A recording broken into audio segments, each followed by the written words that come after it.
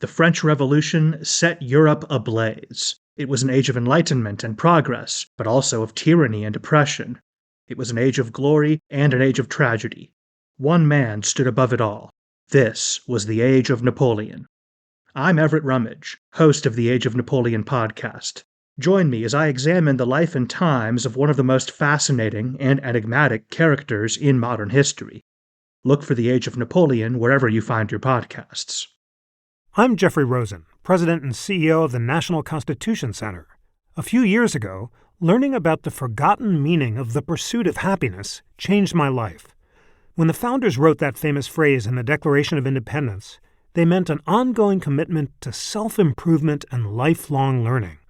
This discovery inspired me to write a book, and in my new podcast, I explore the founders' lives with the historians who know them best. Plus, filmmaker Ken Burns shares his daily practice of self-reflection. Join me for Pursuit, the Founder's Guide to Happiness. Welcome to Ben Franklin's World, a podcast about early American history with Liz Covart. The study of history is key to understanding who we are and how we can affect a better future. Ben Franklin's World will introduce you to historical people and events that have impacted and shaped our present-day world. And now, here's your host, Liz Covart. Hello, and welcome to episode 63 of Ben Franklin's World, the podcast dedicated to helping you learn more about how the people and events of our early American past have shaped the present-day world we live in. Happy New Year! It's 2016, and I don't know about you, but I always start the new year with a hopeful outlook.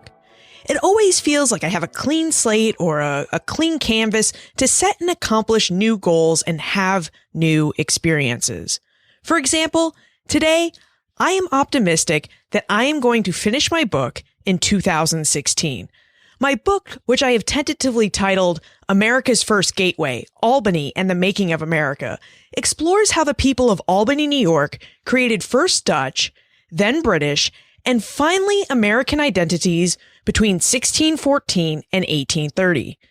The book is a revision of my dissertation, and I made some progress on it in 2015, but I really want to finish the book because I have already started to research and write my second book, which is on the Articles of Confederation.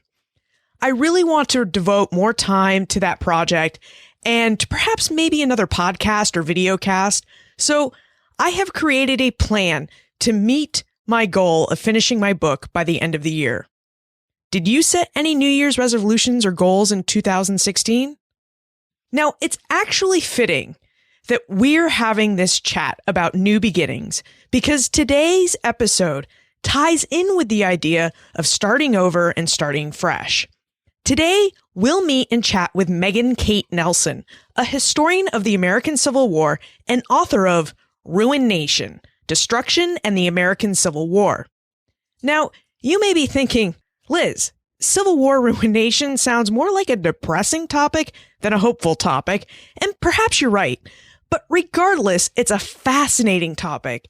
And as you will discover, Megan's passion for her topic will make ours an upbeat conversation about death and destruction.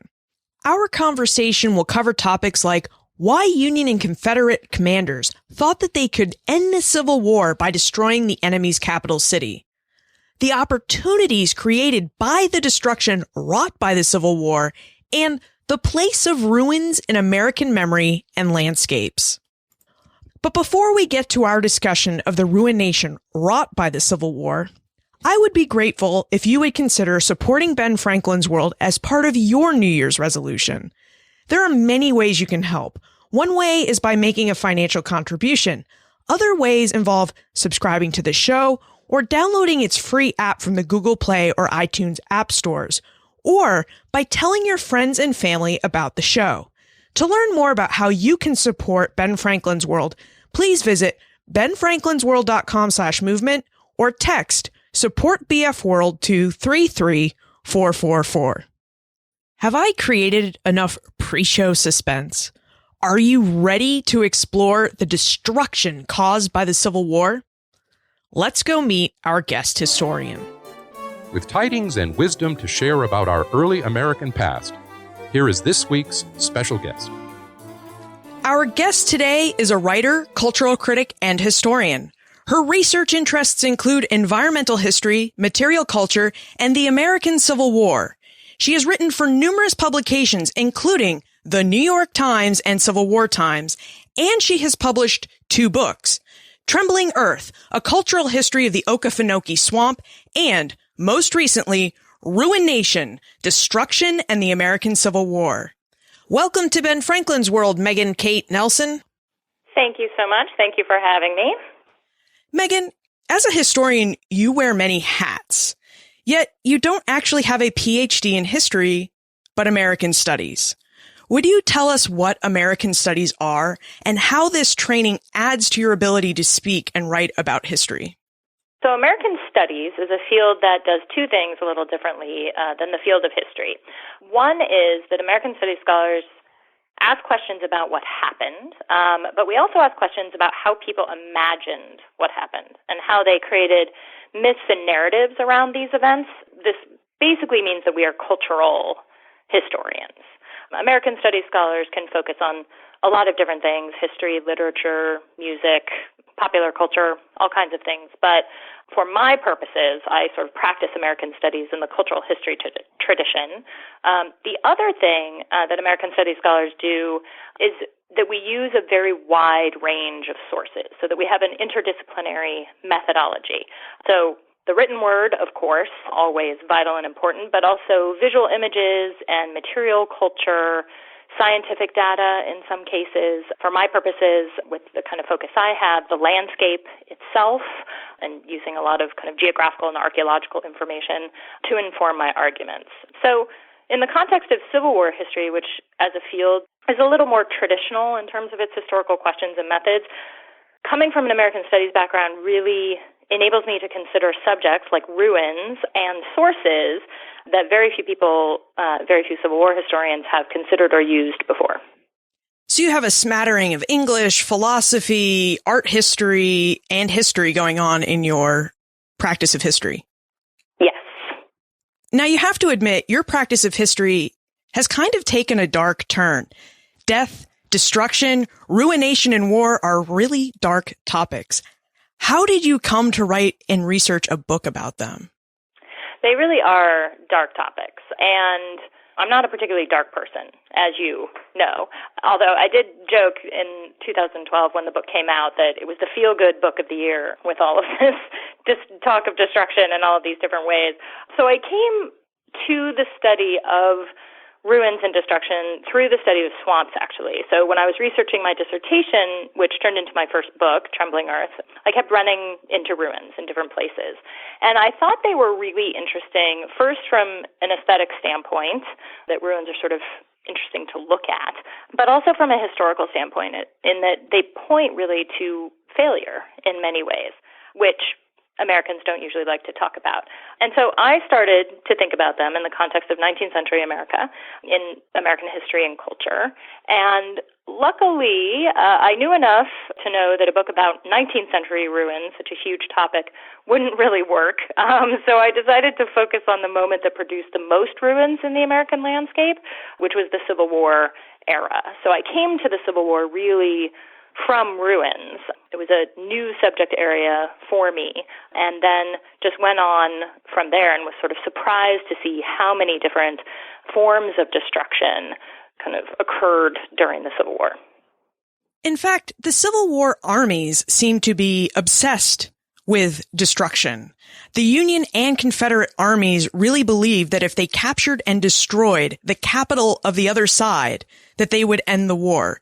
So would you tell us how and why Union officers thought that the destruction of the Confederate capital at Richmond, Virginia, and that the Confederate officers thought that the destruction of the Union capital at Washington, D.C. would end the war? The interesting thing about this is that cities have been military targets for thousands of years. So the Civil War armies were sort of acting with this very long tradition behind them, and sort of this approach to the larger strategy, which was to take the enemy's capital city. And the argument for this was twofold, which was, one, this is the political center of the enemy nation, and if you took that capital, that meant that the government would fall. And for most 19th century Americans, the nation was about feeling and about the people, but it was also about the government. So if the government imploded, then the nation would perhaps no longer exist. Also, American cities not only had political centers and the center of civic life, but they were also centers of production. They had factories within their borders, and in this context, they were creating war material. And this is another reason why they became targets, because both Union and Confederate armies were very interested in shutting down the other side's ability to produce weapons and uniforms and all the things that basically make waging war possible. It's also true that most American cities are at some sort of transportation crossroads, either at an intersection of wagon roads or railroads, or they're on a waterway. And that was also very important to supplying armies. So if you could take the enemy's city, especially its capital, which was strategically located, that you could cut off the supply line for the enemy and, again, bring an end to the war itself. Did either army succeed in capturing the other's capital? Only at the very, very end of the war. The Union Army was able to take Richmond in April of 1865, just about a week before the ultimate surrender of Lee's army at Appomattox. They had laid siege to that city, had tried to approach it and take it from the very beginning of the war, and had never succeeded because of Richmond's very strong defensive fortifications, and also because of some bungling on the part of generals who could just never get the strategy quite right. But they were only enabled to take the city because the Confederates who were defending it actually pulled out of Richmond in early April and left it undefended. Did the Union destroy Richmond once they had it? Well, actually, Richmond is a very interesting example, and this is one of the arguments I try to make in the book overall, that the Union Army destroyed a lot of towns and cities, but the Confederates destroyed a lot of towns and cities as well, and they did so in another kind of military tactic, which was defensive burning. So on their way out of town, the Confederates set fire to all the war material that they did not want the Union to get their hands on, and this is what started the fire that ultimately consumed about 1/3 of Richmond's urban landscape. There's actually, as you mentioned, a lot of destruction that happens during the Civil War. In Ruined Nation, Megan covers 4 areas of destruction: the destruction of cities that we've just talked about, the destruction of homes, the destruction of forests and landscapes, and of human bodies.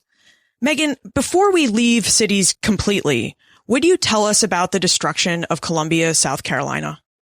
So the Union Army had been trying to get to both Columbia, the capital of South Carolina, and Charleston since very early in the war, just as they were trying to get to Richmond.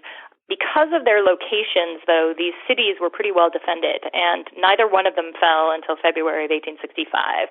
Columbia was a target because it was the capital of what many Union soldiers, generals, and political leaders really believed was the cradle of secession. Since South Carolina had seceded first from the Union, they began that process in Columbia and then moved and did the final vote in Charleston. Union soldiers were itching to get into South Carolina, again, from the very beginning, but the first chance that they got was with William Tecumseh Sherman's army, which was operating in the Southeastern Theater in 1864. They had taken Atlanta in September. They'd marched across Georgia in November and December, and then they set out northward to take South Carolina and to sort of approach Richmond from the south. So Sherman's army really had been burning and looting their way through the state before they even got to Columbia. And when they arrived at the city, they're sort of across the river from the city of Columbia on February 16th, they were filled with this ecstatic kind of glee. And the mayor of the city actually capitulated. He gave up the city and surrendered it. The Confederates had pulled out a couple of hours before. And so the Union soldiers moved into the city. And what happened after that is a matter of great dispute. And this is why I wanted to write about Columbia in this first chapter of Ruined Nation, because there was destruction in this city over the course of about a day and a half. Again, about 1/3 of Columbia was consumed in a huge fire. But it was the debate about who was actually responsible for this fire that continued to rage on, actually, into the 1880s. And if you go to Columbia today, people still argue about this, about who was responsible. I mean, most Columbia residents who feel very strongly about this, of course, still blame Sherman. But really, the answer is there were a lot of factors in play. There was a lot of cotton and a lot of other kind of combustible material piled in the streets. A couple of fires kindled when the Union soldiers got in there, and then it just got out of hand. There was a very heavy wind blowing, which, blew the flames and blew all of these sort of filaments of cotton all around, and businesses were burned and homes were burned. And Union soldiers and Columbia civilians kind of stood outside in the streets watching this happen, and they engaged in some very angry exchanges on the streets, which was also part of this interesting moment of destruction that was really evidence of how armies kind of act in this different kind of field of battle where the home front becomes the battlefield. Throughout history, where some people see destruction, others see opportunity. Were there any opportunity seekers who came to Columbia or other cities that had been destroyed during the Civil War to seek new opportunities and make their fortunes? There were, and this is also a larger argument of the book, that there are all these acts of destruction, but simultaneously they are acts of creation. Any act of obliteration kind of necessarily creates all kinds of things. It creates ruins, it creates all kinds of different meanings, emotions, and then also, as you rightly point out, opportunities. And the destruction of cities did provide opportunities, especially in the short term in some places. In Hampton, Virginia, which is the first case study in this chapter, enslaved people who had freed themselves by running to the Union's Fortress Monroe were able to make homes in the ruins of Hampton, beginning in 1861, until kind of the end of the war when a lot of Confederates came back to claim their property. But this destruction also provided opportunities for enterprising bricklayers and carpenters who began advertising in newspapers in Columbia and in Richmond and in Charleston, basically a few weeks after the war. They also provided opportunities, interestingly, for photographers who would usually arrive in these cities anywhere from, a couple days to a year after they were destroyed and kind of set up their cameras and take photographs of urban destruction, which, for some interesting reasons that I go into in the book, are very aesthetically pleasing. Ruins, particularly architectural ruins, take a really good photograph. And photographers knew that images of southern cities destroyed, of these sort of towering ruins of mills and of churches, would be very popular with both Northerners and Southerners who wanted to buy these images and put them either in their war albums or tack them up in their homes.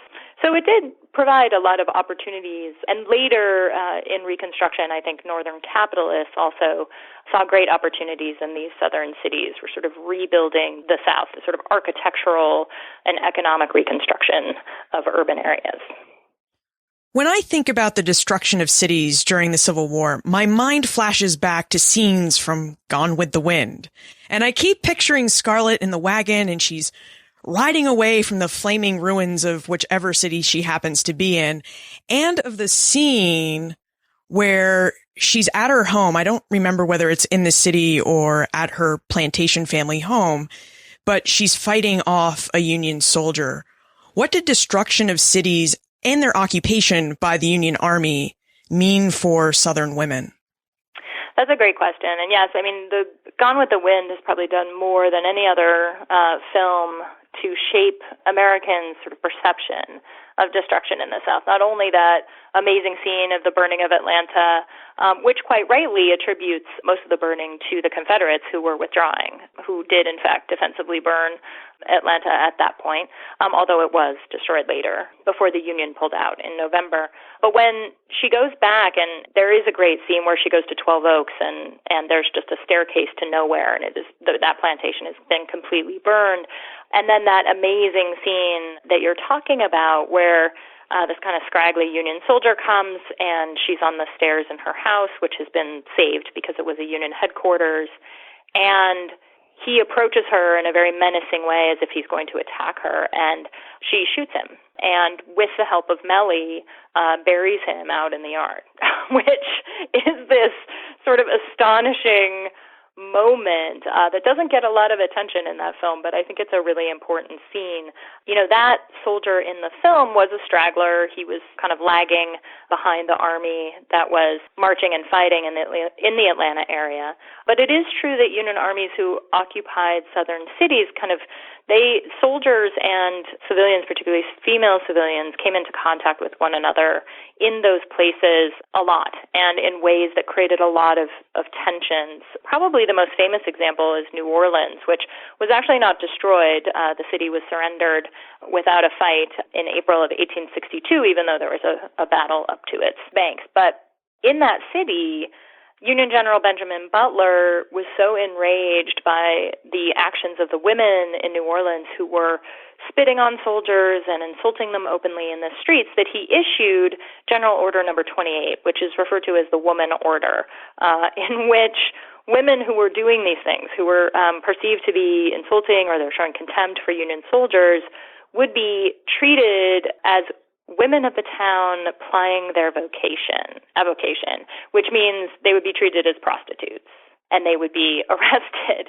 which, you know, there has been a lot of discussion of this order among Civil War historians of gender and occupation and what this really meant in terms of navigating these sort of boundaries when you have an occupying force.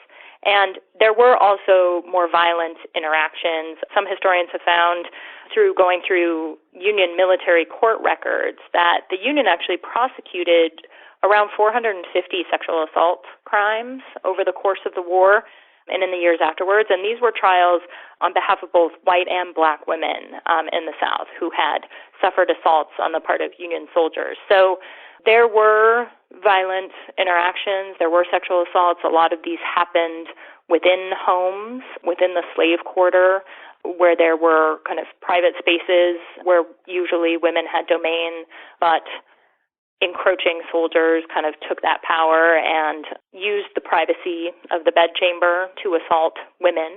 We still don't know exactly how many assaults there were, certainly more than 450. Many went unreported, many soldiers went unpunished for these actions. But for your listeners who are interested, there's a really great book edited by Leanne Weitz and Alicia Long called Occupied Women, in which many scholars sort of take on this issue of occupation and what it meant mostly for the women in these cities and also the Union soldiers who were occupying them. The Civil War also brought ruin to slavery. What did the Union's march through the South mean for slaves? In previous wars, like in the Revolution and the War of 1812, if the American army catches a slave, they usually make them a camp worker or give them back into the position of slavery. But Lincoln outlaws slavery in the Confederate States in his Emancipation Proclamation. So what opportunities or what happens to the slaves after or during the Civil War? Well, even before the Emancipation Proclamation, enslaved people were taking the opportunity that the war presented to escape from bondage. And as I mentioned before in the example of Hampton, that was May of 1861 that the first fugitive slaves showed up at Fortress Monroe, because the Union Army was kind of making inroads in the South, especially in Virginia and in Florida and other parts of the Gulf South, pretty early on in the war. And where the Army went, enslaved populations really perceived them as a liberating army even before the Emancipation Proclamation. So what ended up happening is that the Union government actually issued a law saying that fugitive slaves could be treated as the contraband of war, or even any slaves that the Union Army came across. And so they could be used, if they were being used in the war effort, and that was the language, either that they were being used to dig trenches or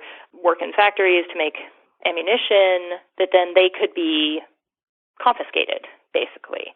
And this was never specifically applied really in that way, but it did allow for Union armies to offer kind of shelter and also work to fugitive slaves. But then, of course, after 1863, the impact of the Emancipation Proclamation, it's a little bit hard to gauge because the Emancipation Proclamation is actually a very complicated document, which frees slaves in some areas of the South and not in others.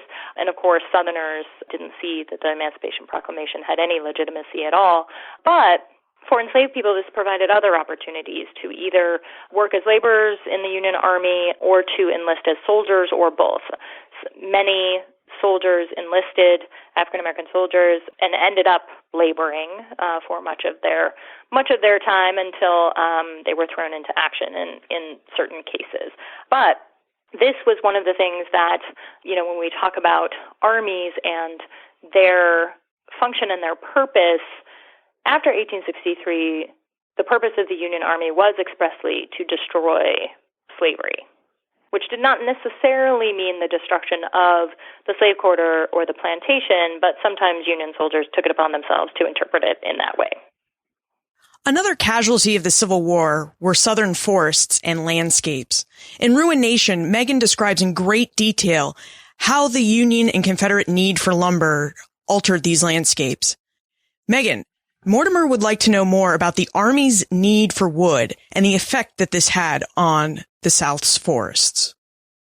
Sure, yeah.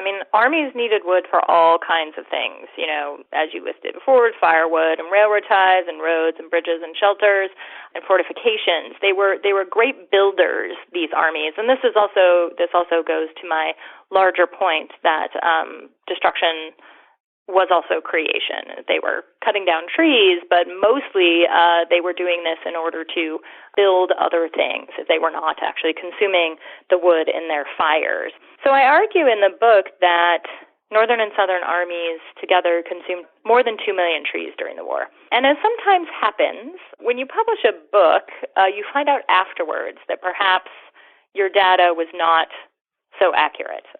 So after the book was published, I gave some talks and talked to some forestry folks who determined with me that that number is actually probably too low, and that it was probably more about 4 million trees. So if there is a second edition of Ruined Nation, that number will change to 4 million trees. And what's interesting about that number is that it sounds like it's a lot, right? That sounds like really a lot of trees. And it is, but in the context of the landscape of the South in the 1860s, it was less than 1% of the region's forest cover. There was intensive clearing in some places, Virginia especially, where the largest armies were both engaged in battle and in marching, and where they spent the winter building small towns out of wood and building a lot of fires. But overall, both armies' use of wood did not decimate Southern forests. It actually didn't even come close. Did the Union and Confederate armies ever make their way to the North and alter its landscape? They did. The main Confederate army in the field, the Army of Northern Virginia under Robert E. Lee, came north twice, once in 1862 and once in 1863. And those campaigns culminated first in the Battle of Antietam and then in the Battle of Gettysburg. Both of these campaigns didn't last very long. The Union Army was able to stop the Confederates at both of these places and push them back into Virginia. Where they went, though, there was a trail of destruction, because an army, I think as one contemporary put it, was like a swarm of locusts, right? Wherever they go, it's thousands of men marching on roads, consuming all kinds of things, fence rails and animals, and churning up the roads. And so you could see their path, right? They sort of carved their way through the landscape. But the destruction in the North as a result of campaigns and marches and battles was nowhere near as intensive as in the South. There are some interesting, and I didn't get a chance to kind of research this angle, but environmental historians are very interested in environmental impacts that are not direct, in that perhaps there was destruction in the forests of Maine in order to supply the Union Army with railroad ties and other kinds of wood products that they needed, that they couldn't get directly from the environment in which they were camped or they were marching or they were fighting. So that's an interesting angle to take, too. There may have been some northern destruction that we wouldn't necessarily think of because the war was not actually occurring in terms of battles in those places. And of course, the only northern town to be destroyed was Chambersburg, Pennsylvania, in 1864. What about the West? There are Western states. California is a state during the Civil War. Were there any changed landscapes or destruction that occurred out west? No. And for a very, very interesting reason. There were battles, only a small skirmish or two in California, but the real action between the Union and Confederate armies was in New Mexico territory along the Rio Grande in 1862. Also a campaign that didn't last very long, just a couple of months without the kinds of numbers that we see in the East. So while in the Eastern Theater you have really large armies engaged with one another, anywhere from 45,000 to 100,000, sometimes more soldiers on each side, although more in the north than in the south. In the West, the armies were about 3,000 strong, which is not a lot of men, so the impact on the environment is not going to be as great. Plus, in this theater, the desert environment exerted a lot of pressures on armies, sort of forced them to keep moving. And if you have an army that keeps moving, they actually do not destroy as much of the environment as armies that stay put, which is an interesting kind of fact. So the armies in the West were much more mobile, and they did not destroy as much as the environment and did not actually leave as many kind of marks on the landscape as in the Eastern Theater. The Union and Confederate armies destroyed landscapes, they destroyed cities, they destroyed homes, and they also destroyed bodies. Megan, what was the death and casualty rate of the American Civil War? So for a long time, based on Army records, Civil War historians believe that around 620,000 people died in the Civil War on both sides, with another kind of 900,000 to 1 million people missing or captured and wounded. And those three numbers together kind of make up what we think of as casualty rates, the sort of killed, missing, and wounded. But the number that people have really focused on is the number killed, which for a long time, again, was that 620,000. And then in 2011, David Hacker published an article in the Journal of Civil War History that argued that by reading census records to determine death rates, we could actually revise that number of killed in the war to something between 750,000 and 850,000. And the reason for this is that what Hacker was doing was suggesting that there were men who survived the war itself, but ultimately died from war-related injuries or illnesses. And that if you track them through the census records, that increases the number of quote-unquote Civil War deaths by about 130 to 200,000. The critics of this approach have come from a couple of different angles, but one of them, which I think is interesting, suggests that even this 750 to 850 number is probably also low because the census records do not take into account the undocumented deaths of fugitive slaves and those people women and men and children who were living and then dying in contraband camps. So if we take that number also into account with a pretty conservative estimate, now Civil War historians are thinking that maybe it's something between 850,000 to 1 million Civil War deaths. And people didn't just die, they were mutilated. When you think of the Civil War and Civil War medicine, you think of amputation. What was the experience like for amputees? Like, what is the process by which their limbs were amputated, and what happened when they returned home? Amputees were interesting to me because they were most visibly kind of ruins of war made material and movable, and mobile and alive. And that's a very different kind of ruinous experience and example than architecture. And what's interesting about Civil War medical history is how much they knew and how much they did not know going into these battles and establishing field hospitals. A surprising number of men actually survived the initial amputation surgery, which is sort of remarkable to consider. We generally agree that about 60,000 men underwent amputation as a result of their battle injuries, both North and South, and about 45,000 survived. So that's about a 75% survival rate, which is quite high, higher, I think, than most people would assume. Some of those men later succumbed to infection because, again, the state of knowledge at this time, medical knowledge, did not include any knowledge of sepsis or infection or any of those kind of ancillary issues that can actually kill you within a hospital as you are being treated. And so when these 45,000 men then went back home, and about two-thirds of them were Northern and about one-third were Southern, they really struggled. I mean, this amputation was physically traumatic, it was emotionally traumatic, and when these men went home, they really had to adjust to the lives that they had left before. Most of them had been farmers or manual laborers, and when they went back home with either a missing leg or a prosthetic or a missing arm or two, it became very difficult to do this work again. And for American men in the 1860s, their masculinity was centered on their ability to work and support families and woo women and have children. And amputees were really worried about how they were going to be able to do all of these things with their missing limbs. These are like living ruins. At 45,000, there have to be enough that seeing a Union or Confederate veteran with a missing limb is a common day occurrence.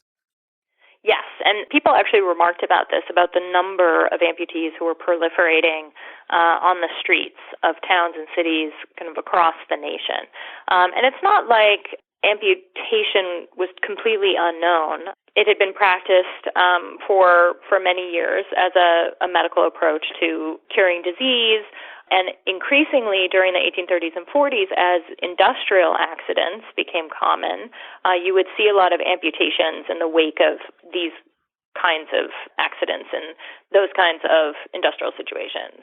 But it was so unusual, just like seeing mangled bodies on the battlefield in photographs and in illustrations, it was shocking to see so many more men out in the streets, in the neighborhoods, in the fields, missing these limbs. And for Northerners, at least amputees had pensions, and they also had either money or prosthetics provided to them through a federal program.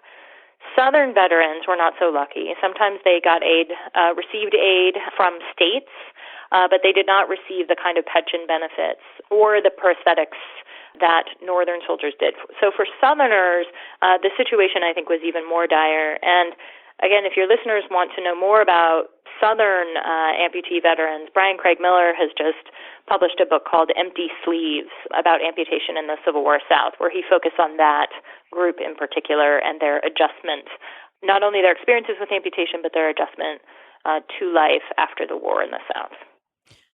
You mentioned photography, and I find it fascinating that Americans were, back during the Civil War, and even in our present day, just seem fascinated by the images we have of the destroyed landscapes and the dead Civil War soldiers strewn across the battlefield. What is the obsession with Civil War photography? Was the Civil War the first American war that had photography? It was, indeed. It was the first American war, and it was one of the first wars globally that was fully photographed. There were more photographers in the Eastern Theater than in the Trans-Mississippi West, and almost none in the Far Western Theater. And there were more Northern photographers than Southern photographers, which explains a lot about the kinds of images that proliferated and how many have survived and come down to us today. Again, it was very shocking to see bodies mangled and bleeding in the battlefield. Because, death was obviously common. Mortality rates were higher than they were today in America during the 1860s, but these men were being killed in such violent ways and all together. And this is what really struck viewers very forcibly. And One of the reasons, not just the images of bodies, but the images of destruction and in all these other forms were very popular is because they were actually aesthetically pleasing. Photographers did not just go and take what we would call documentary photographs, where you're just taking shots and not framing or deliberately choosing your site. I mean, I think a lot of people think that photographs, especially during this period, are sort of truth. But actually, photographers did a lot of shaping of the scene. They deliberately chose to take their photographs from places that depicted bodies in such a way that, yes, they were horrifying, but they were also kind of symmetrical. The image was balanced. It had all sorts of different sight lines that appealed to your eye. So there are many aesthetic reasons why images of destruction are very pleasing to people. And I think there's also, there is a real cultural attraction that we have to destruction. Think about the number of films and television shows that we see every day that are dedicated to killing people and to destroying cities, or how riveted Americans were on 9/11 when everyone was watching on the television as the Twin Towers were burning and then fell. These are, it's what in the aesthetic tradition is called the sublime mode, which is something that is so awful and terrifying that it becomes pleasing. And yet, listener Bill has sent us a question. Hi, this is Bill Kerrigan from New Concord, Ohio, and I have a question about Megan Kate Nelson's excellent book, Ruined Nation. When I visit Civil War battlefields, I like to go out on the battlefield at dawn for an early morning run or walk because the sights are so peaceful and serene. And it was only after reading Ruined Nation that I really recognized how strange this is, that you would seek peace and serenity at a place that was a site of something so not peaceful and so not serene.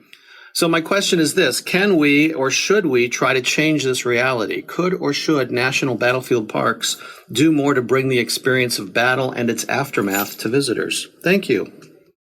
I think that they should. I think we should try to change this whole perception of battlefields as serene. Because if our purpose here is to understand the past, we need to do a much better job of actually depicting the past on or through the landscape.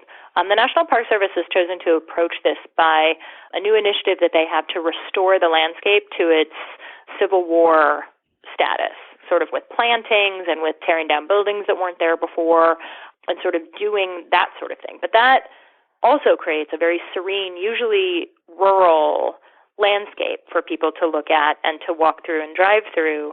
And it helps us to understand sort of what the soldiers were seeing initially, but it doesn't help us to understand the experience of battle, because war was not and is not still serene. So Antietam National Battlefield Park has done something interesting to kind of tackle this issue by placing some of Alexander Gardner's photographs of the bodies, as we were discussing just now, at the sites, so that you're standing there and you're seeing the Confederate bodies laying dead by the Hagerstown Road, and you're seeing that image while you are standing in the exact place that Alexander Gardner was standing. So that as the visitor, you are making that connection between the past and the present, that here these bodies were in 1862, and here I am now standing in 2015 in this same place. And being able to kind of make that leap, I think, is what actually allows us to understand what happened and the significance of what happened. I had this discussion with a group of students, grad students at Virginia Tech a few years ago, and we were talking about how would we go about actually, because there are no ruins in most national battlefield parks, how would we then reintegrate them into the landscape? Because building a ruin is a very strange approach. That's a very odd kind of thing to do, but that's one way to approach it. One student had a really great idea, which I thought will not happen for some time yet, but he suggested using holograms so that the visitor would come and sort of press a button on a wayside, and then the image, would sort of leap out of the landscape at that very point, at the moment of the battle, and that you could experience it in that way. I think also virtual reality might have some interesting applications for national battlefield parks, that perhaps visitors could be immersed in this world in that spot, even for just a couple of minutes, and that might help them access the destructiveness of the war a little more effectively. Americans have a really strange relationship with ruins. I had the opportunity to visit Germany last year, and you couldn't walk around Munich without a placard or an unfinished building or something that had been destroyed by World War II and the Germans telling you about it. You just couldn't escape the war. And yet I've been to the South, and you can walk around the South and definitely not come in contact with the ruination that happened during the Civil War. Megan, why don't ruins seem to have a place in the American landscape and in American material culture? Why do we have such a blockage when it comes to ruins? Well, part of the reason that the Civil War ruins do not exist any longer in our landscape, part of the reason for that is practical. So after the war, southern cities were focused on rebuilding and actually kind of getting past the war in that architectural sort of way, even though one would argue that the South has never gotten past the war. But so most ruins were actually torn down and or recycled within 20 years of the war's end, so that you have buildings like in Chambersburg, where one of the bank buildings was actually rebuilt using the rubble from the destruction of the town. So that's interesting. So the ruin is there, but it has been reincorporated into the built landscape as a sort of whole piece. Also, forests grew over, amputee veterans died. So they've just, the marks of war in that way are just not in the landscape. So we don't actually have them for those practical reasons. But there's also a cultural reason, which is since the early 19th century, Americans have really shown a preference for building and rebuilding rather than keeping ruins around as a material reminder of the past. Americans tend to prefer fragments rather than ruins, so that they're more likely to take something from a ruin site or even a non-ruin site, like the tree outside of Appomattox Courthouse, and take a little piece of it home with them. Or they'll go to see museum exhibits with fragments of bone or little bits of tree shards that have been saved from the battlefield, and they're more likely to sort of look at and value those, which I don't consider to be ruins. I consider them to be kind of fragments of the past. They may have been part of the ruined landscape, but they do not actually evoke the kind of larger, either the tree or the building or the body that had been ruined in a really effective way. We also don't like to be reminded of terrible events or national failures. This is not part of the American narrative, and so we just haven't really embraced that. Instead, we've embraced the sort of glorious progressive narrative of the war, and ruins would really interrupt that narrative and problematize that narrative. The only places where we have actually conserved ruins and kind of put them on, they're still put on display because they're incorporated into a memorial environment. But the only time this happens is when an event is perceived to be perpetrated by some kind of outsider. So that we have the memorial to Pearl Harbor, where the ruins of the ships are still in the harbor underwater because that was an act perpetrated by the Japanese.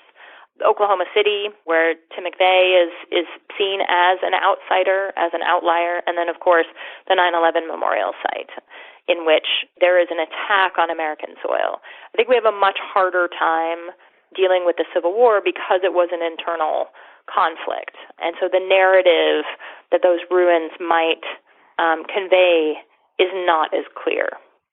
It's time for the Time Warp. This is a fun segment of the show where we ask you a hypothetical history question about what might have happened if something had occurred differently or if someone had acted differently.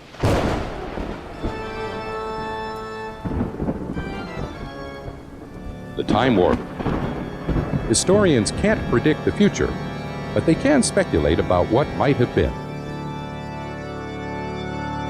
Megan, photographs, as we have discussed, really shape the way that we think about the Civil War today.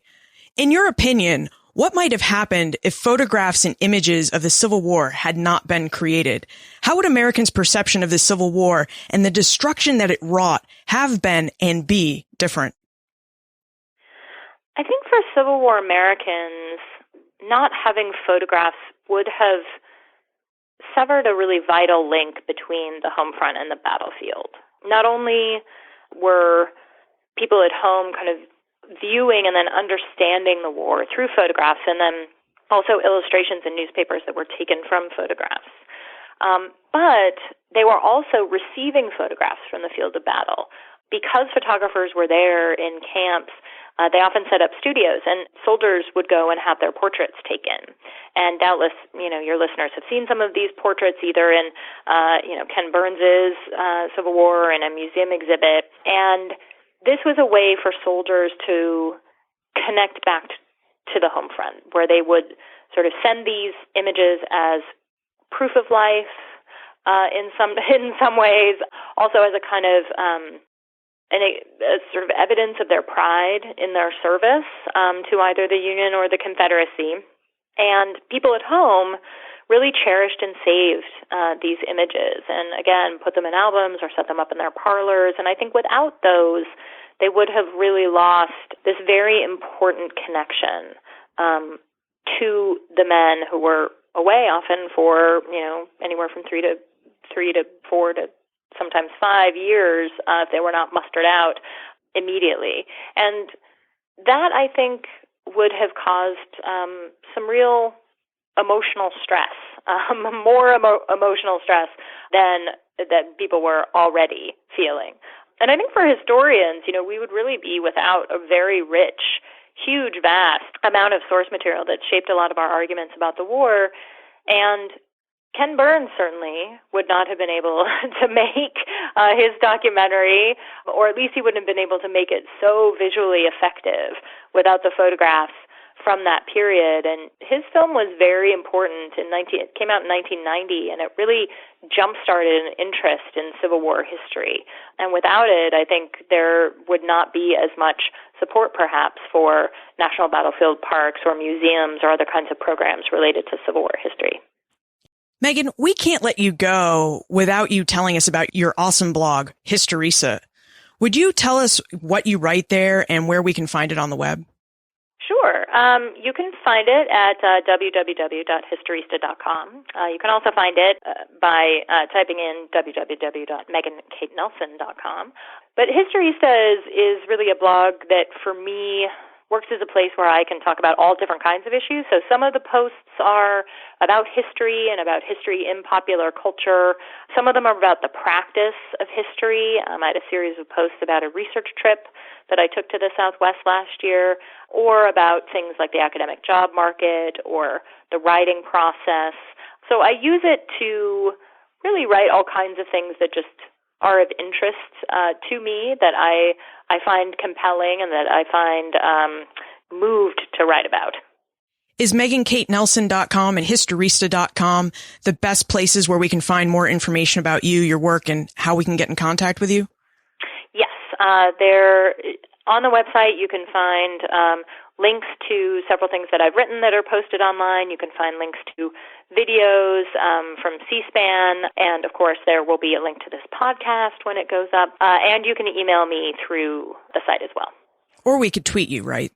Or you could tweet me. Yes, I'm on Twitter. My handle is @MeganKateNelson. Finally, before we really let you go, what aspect of history are you researching and writing about now? Is it as morbid as Ruined Nation?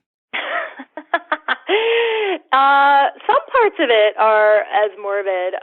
My project right now is a book called Path of the Dead Man, How the West Was Won and Lost During the American Civil War. It's a history of the Civil War in Texas, New Mexico, Arizona, and Colorado. And I'm really telling that history through the stories of 9 people who experienced the war in that region. And it does have some pretty graphic discussion of what it's like to die of dehydration and sunstroke, which were very real risks that soldiers were taking when they went into the desert Southwest without a regular and reliable water supply. Megan, I have to admit, when I invited you on the show, I thought we would leave our discussion depressed, but I think you have actually given us a lot of wonderful ideas to think about and to chew on. So thank you very much for sharing Ruined Nation with us. Well, thank you very much for having me. It's been a pleasure. the American Civil War claimed approximately 620,000 lives. It destroyed landscapes, forests, cities, and the practice of chattel slavery. When we think about the American Civil War, the American War for Independence, the War of 1812, or any war for that matter, we tend to think of the battles. What we don't always think about is the cost of the war. Now, wars cost lives, we know this, but as Megan reminds us, they also cost landscapes, cities, institutions, and livelihoods. Some losses are bad, but some create new opportunities. You will find more information about Megan, her book, Ruined Nation, on the blog post page for this episode, benfranklinsworld.com/063. Now, if you have the Ben Franklin's World app, you can also click on the show notes link right from your app, and you can read them on your smartphone or tablet device. Bill, thank you for submitting a question via SpeakPipe. It was awesome for me to hear your voice and to hear you ask the question the way you wanted it to be asked. If you would like to ask our guest historians or me a question yourself, visit benfranklinsworld.com and click on the Ask the Historian tab on the right-hand side of the screen. From there, you'll receive instructions about how you can record a question that I can air on the show. The best way to find out about who our guest historians are and the topics we'll be discussing is to join our listener community on Facebook. The community is a really fun place to hang out. In addition to posing questions for our guest historians, we also chat about life, pets, food, and other fun topics. Joining the community is easy. Text BF World to 33444 or visit benfranklinsworld.com and click on the big orange Join Now button on the homepage. These actions will allow you to receive the special link for our community. Finally, what aspect of Civil War ruination did you find the most fascinating? I mean, Megan covered so many different areas. Send your answers to liz@benfranklinsworld.com, tweet me @LizCovart, or post a comment on the show notes page for this episode, or in our listener community on Facebook. And remember, never leave till tomorrow that which you can do today.